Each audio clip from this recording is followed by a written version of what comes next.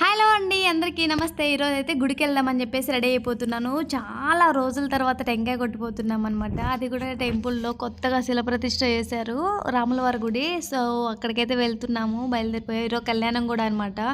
So time వచ్చేసి ఇక్కడ 9:30, 10 అలా అవుతుంది.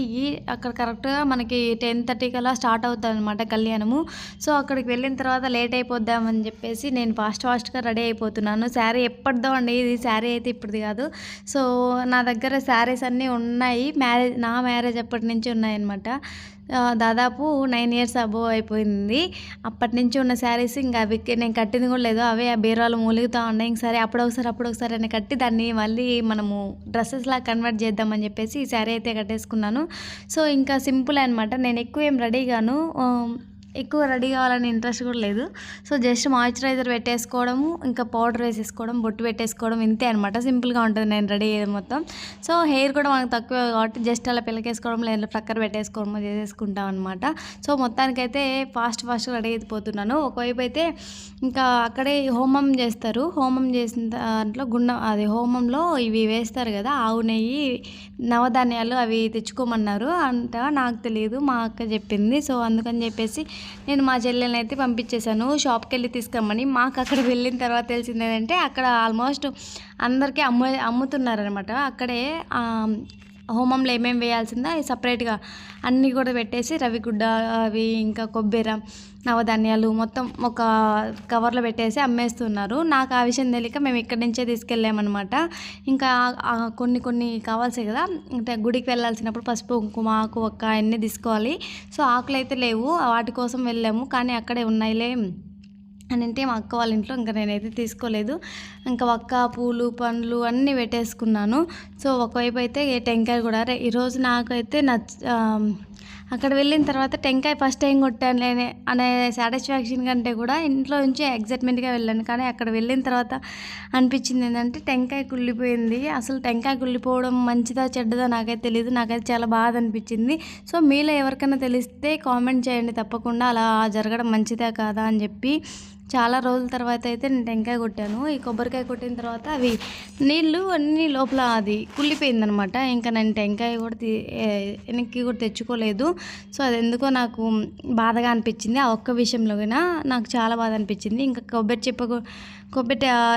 చెప్ప తీసుకోవాలంటారు కదా, అవన్నీ పెట్టేసుకున్నాను అనమాట. ఏది మర్చిపోకుండా 1-2 సార్లు చూసుకున్నాను.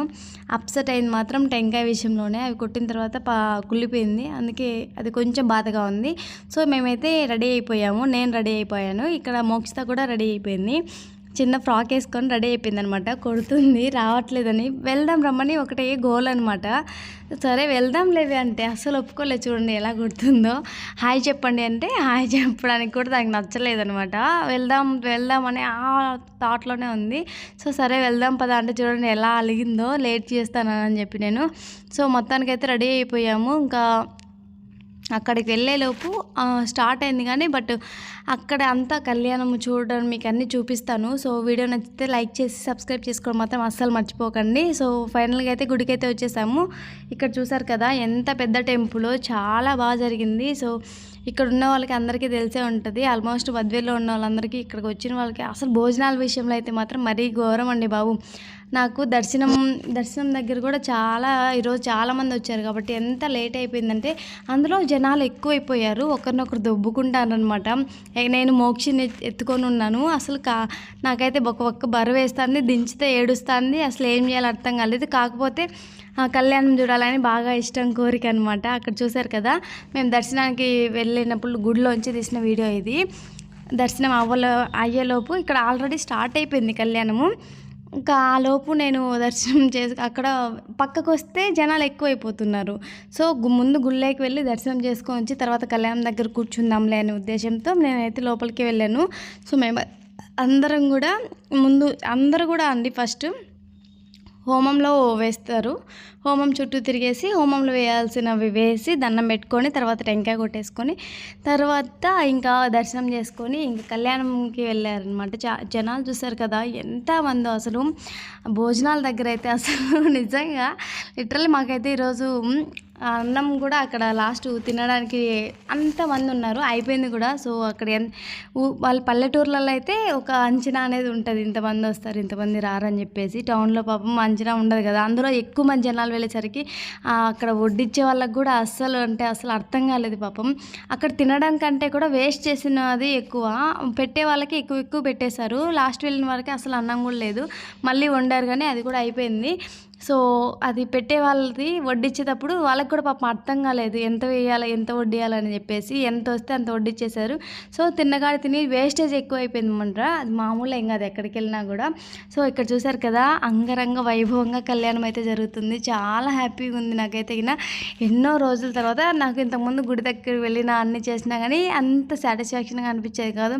అంటే అదొక లోపల ఉంది కదా, అత్తయ్య చనిపోయి 11 నెలల వరకు టెంకాయ కొట్టకూడదు అని ఇది ఒక మైండ్ సెట్. అంటే ఏ పూజలు చేయకూడదు, ఎక్కడికి వెళ్ళొద్దు, ఇది ఒక మైండ్ సెట్లోకి అది ఫిక్స్ అయిపోయింది అనమాట. ఇప్పుడు అంతకు అది లేదు. సో అందుకనే చాలా రోజులు అయిపోయింది కదా, ఒకసారి కొత్తగా గుడి ప్రతిష్ఠ చేస్తున్నారు అని చెప్పేసి బయలుదేరిపోయాము.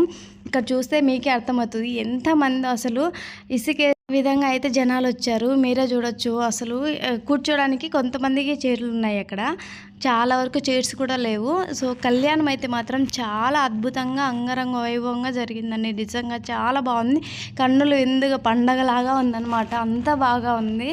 సో కొంతమంది అనుకోవచ్చు పిలవడానికి ఎవరన్నా అంటే పిలిస్తే పోదాంలే, చుట్టాలు అక్కడ ఉన్న వాళ్ళు పిలిస్తే పోదాంలే అనుకుంటారు. కానీ నేనైతే మాత్రం పిలవాల్సి అసలు రామయ్య సీతమ్మ వాళ్ళందరి బంధువులమే అండి మనము. అక్కడ పూజారి అయ్యవారు కూడా చెప్పారు అందరికీ అమ్మవారికి చుట్టాలము అని చెప్పేసి. నిజమే కదా, దేవుడి కార్యంకి ఒకరు పిలవాల్సిన అవసరం లేదు. మనకి నచ్చింది, మనకి మనసుకు నచ్చింది మాత్రం తప్పకుండా వెళ్ళొచ్చు. వాళ్ళు పిలవలేదు, వీళ్ళ పిలవలేదు, దేవుడి కళ్యాణం కదా, అది ఎవరు పిలవాల్సిన అవసరం లేదు. సో మనమైతే వెళ్ళొచ్చు, ఏం పర్లేదండి. సో ఎక్కడైనా కూడా దేవుడి కార్యక్రమం జరిగితే సో ఖచ్చితంగా అయితే మీకు వీలుంటే పాల్గొనడానికే ట్రై చేయండి. దాంట్లో మాత్రం ఎట్లా అంటే వాళ్ళు ఏమనుకుంటారో వీళ్ళు ఏమనుకుంటారో అదంతా అవసరం లేదు, దేవుడు అండి అందరికీ సమానమే.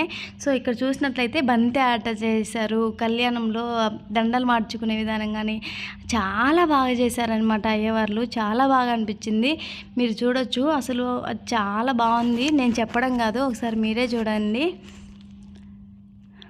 ఆ బంతి ఆట ఆడుకునేటప్పుడైతే ఎవరి మీదకి వస్తుందా, ఈ కిందికి వేస్తున్నారు కదా, అందరికి చాలామంది ఉండేసరికి ఎవరి మీదకి వస్తే వాళ్ళు ఆ బంతిని పట్టుకొని లాగేస్తూ ఉన్నారు. సో తగలమని చెప్తే జస్ట్ ఇంకా అది అందరికీ ఆశ కదా, ఆ దేవుడిది కదా అని తగిలితే మంచిదనే ఉద్దేశంతో అందరూ కూడా తగలాయించేసారనమాట. సో భోజనాల దగ్గర వెళ్ళేసరికి చెప్పాను కదా, మాకైతే మాత్రం దొరకలేదండి భోజనాలు. మేము ఇంకా కర్రీస్ మాత్రం చాలా ఉన్నాయి, రైస్ మాత్రం అయిపోయింది. ఇంకా ఇంటికి తీసుకొచ్చుకొని ఇంట్లో మా అక్క వాళ్ళ ఇంటికి వచ్చేసి అక్కడే వేసుకొని అక్కడే తిని. ఇక్కడ చూసారా, ఇది నేను చాలా రోజుల నుంచి చూస్తూ ఉన్నాను తీసుకుందామని చెప్పి. అక్కడ వెళ్తే అక్కడ పిల్లలు దున్నింది, అవి పెట్టుకొని మోక్షతా పెడతా అంటే అసలు వద్దనింది. సో నేను పెట్టుకొని ఆడుకుంటా అంటే నవ్వుకుంటాంది, అందుకని నేను అలా చెప్పాను. ఇక్కడ మా పెద్దయ్య వచ్చి కూర్చున్నారు, వీడియో తీస్తుంటే చూడలేదు, అందుకే నేను ఫోన్ తీసుకున్నాను. మళ్ళీ ఇంటికైతే బయలుదేరి వచ్చేసామన్నమాట. ఫైనల్గా అయితే చాలా బాగా జరిగింది. వీడియో మొత్తం లేకల్లా కూడా కళ్యాణం అయితే చాలా బాగా అనిపించింది నాకు. ఇంకా కాసేపు అసలు కూర్చోడానికి చైర్స్ కూడా లేవు, కాకపోతే లేదు అన్న చైర్స్ లేవనుకున్నా కూడా అనిపించలేదు నాకు, అంత బాగుందనమాట. ఇంకా కొద్దిసేపు చూద్దామా అన్నట్లుంది. ఫైనల్గా ఇంటికి వచ్చి గెటప్ అయితే చేంజ్ చేసాం. శారీ మార్చేసుకునేసరికి హ్యాపీగా ఉందండి బాబు. ఆ శారీకి వచ్చిన లేసు కుచ్చుకుపోతుంది, అస్సలు అలవాట్లేదు నన్ను, అసలు ఉంచుకోబుద్ది కాలేదు. బట్ అందరూ శారీసే కట్టుకొచ్చి ఉన్నారు కదా, మనం డ్రెస్లో వేస్తే బాగోదేమో అని చెప్పేసి నేను శారీనే కట్టుకున్నాను. సో ఇంటికి వచ్చి వెంటనే రాగానే తీసేసాను అనమాట. ఇంకా ఇయర్ రింగ్స్ అవన్నీ చేంజ్ చేసేసుకుంటూ ఉన్నాను. మొహానికి బొట్టు పెట్టుకోవడం వల్ల ఆ వచ్చే కళ వేరు కదా, నిండుగా ఉంటుంది.